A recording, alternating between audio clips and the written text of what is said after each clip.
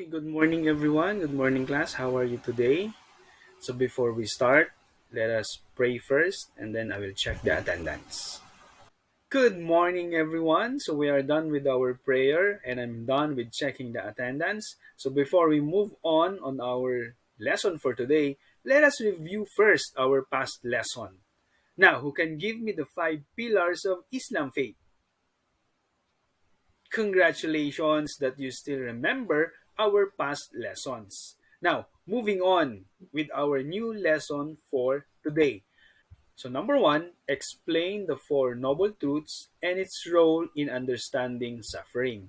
Second one, we will reflect on the life of Siddhartha Gautama. Number three, you will create an output about the learnings for the day. Now, before we start, I want you to bring out your IRF graphic organizer. We're going to use that to answer these questions. The first question is, what is Buddhism? Second one, what is the social context of the life of Gautama Buddha? Remember, answer the initial part of your graphic organizer only. Okay? So here under the initial column, you will put your answer in question number one and question number two. Okay? So I'm giving you 2 minutes to finish this task. And your timer starts now. Time's up. Now, who want to share his or her answer for the question number one, what is Buddhism? How about for the question number two, what is the social context of the life of Gautama Buddha? Okay, thank you for your answers. We will try to deepen your answers more through this lesson for today. Now, I want you to pay attention on this video that I'm going to show you. Pay attention on the details on the early development of Buddhism. Okay? So let's start. We're now going to talk about one of the most significant figures in all of human history, and that is Siddhartha Gautama, who would later be known as Buddha, as the Awakened One or the Enlightened One.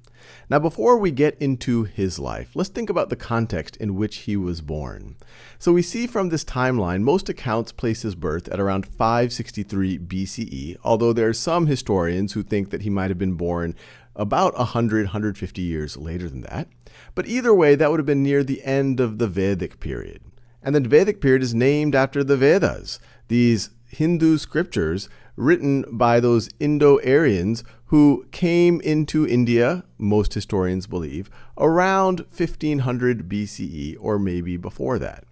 Now, by the time of Siddhartha's birth, Hinduism was really starting to take shape. Many of the things that we would now recognize as modern-day Hindu practice already existed, and he was born into that world.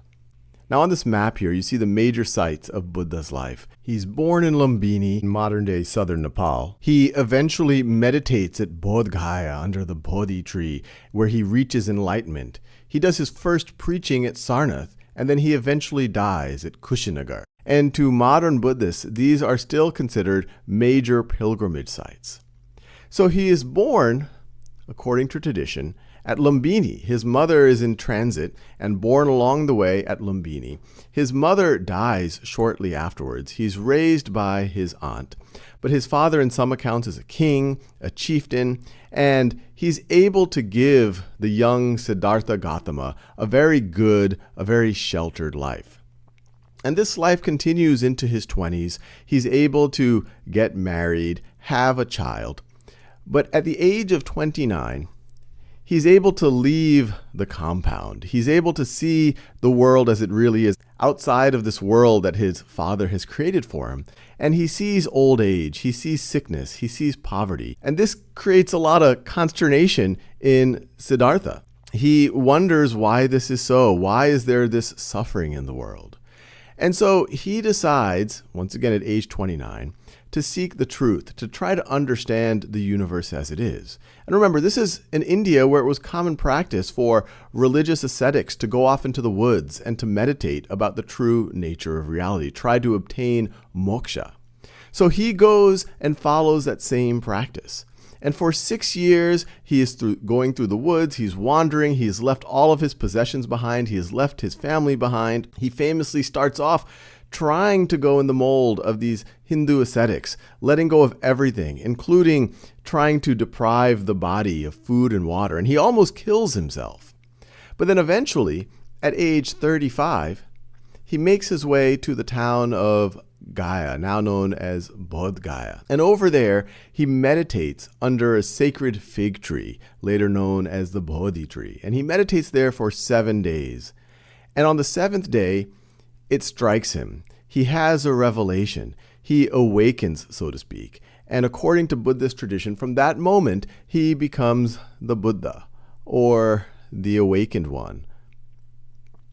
And for the next 49 days, he makes no contact with anyone, but he eventually makes his way to Sarnath. And at a deer park there, he re-encounters 5 of his previous followers, and they had given up on him, but now they see that there's a change in Siddhartha, now the Buddha. And he begins to explain to them what he has seen, what he has discovered. Alright, so that's the end of the first part of the video. Now, we're going to redefine, we're going to revisit, and we're going to revise our answers for the question number 1 and question number 2 based on the video that I have shown you. Okay? So you're going to revise your answer again for question number 1, what is Buddhism? And question number 2, what is the social context of the life of Gautama Buddha? Okay, so I'm giving you 2 minutes to finish this task. Your timer starts now. Time is up. Now, who want to share his revised or her revised answer for the question, what is Buddhism? What about for the question number 2? What is the social context of the life of Gautama Buddha? Who wants to share his or her revised answer for the question, what is Buddhism? What about for the second question? What is the social context of the life of Gautama Buddha? Have you noticed something different from your initial and revised answer for the 2 questions?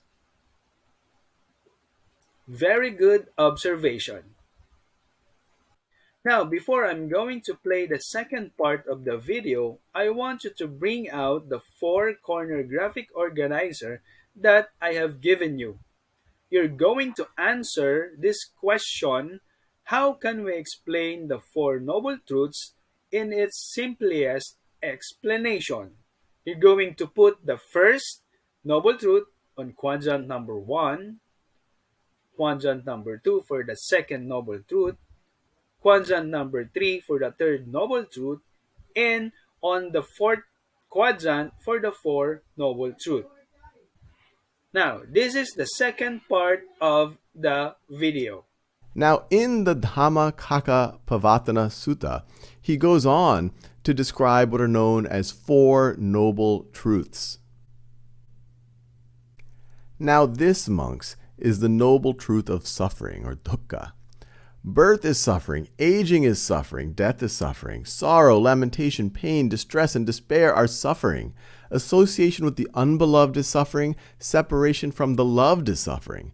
Not getting what is wanted is suffering. So the first noble truth, he's describing this notion of dukkha, this notion of suffering. And later on, he goes to expound on it, saying it's not just traditional notions of sorrow, lamentation, pain, distress, but it's also trying to desire or pursue anything that is temporary in nature will eventually lead to dukkha, or suffering. And this, monks, is the noble truth of the origination of suffering, the craving that makes for further becoming, accompanied by passion and delight, relishing now here and now there, craving for sensual pleasure, craving for becoming, craving for non-becoming. So that cause of the suffering is this craving for these impermanent things. And this, monks, is the noble truth of the cessation of suffering, the remainderless fading and cessation, renunciation, relinquishment, release, and letting go of that very craving. So here he's saying, look, you don't have to suffer. There is a way to escape from it, and it's essentially to stop that craving. That's the third noble truth. And this, monks, is the noble truth of the way of practice leading to the cessation of suffering. So how do you actually practice life in a way that you can seize this suffering? Precisely this noble eightfold path, which is another concept which is quoted a lot in Buddhism, this notion of these 8 things that you need to do in order to escape from this suffering, from this dukkha, from this craving. Right view, right resolve, right speech, right action, right livelihood, right effort, right mindfulness, and right concentration. This comes from the Dhammapada, which you can interpret as the path to Dhamma. And Buddha says, all that we are is the result of what we have thought. It is founded on our thoughts. It is made up of our thoughts, which is a core idea in Buddhism. That this notion of separateness, this is just due to our thoughts. It's all happening in our mind. The physical reality that you think is somehow more permanent than the transient thoughts, it's all happening in your thought. It's all happening in your mind. And the separateness is really an illusion. And once again, very similar idea to what we see in the Upanishads. That's the end of the video. Now, we are going to finalize our answer for the questions, what is Buddhism? And what is the social context of the life of Gautama Buddha? We're going to write our answers on the final column of the IRF worksheet. I'm giving you 2 minutes to finish this task. Your timer starts now. Time's up. Who wants to share his or her final answer for the question, what is Buddhism? What about for the second question? What is the social context of the life of Gautama Buddha? Congratulations, everyone! You have answers, you have made your initial, your revised, and your final answers for the question, what is Buddhism and what is the social context of the life of Gautama Buddha? Now, you're going to share also your answers for the four corner graphic organizer. Who wants to start? Congratulations, everyone! You have answered your four corner graphic organizer. Now, let us wrap up our lesson for today. For our generalization part, answer this question.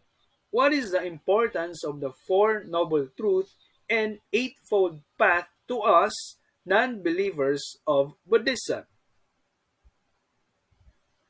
Who wants to be the first to share his or her answer? That's right. Congratulations, everyone. You have made the right generalization for this lesson. Now, for our output for today, you're going to create an output that will best describe your learning for today. May it be an essay, artwork, concept map, or poem. Again, create an output that will best describe your learning for today.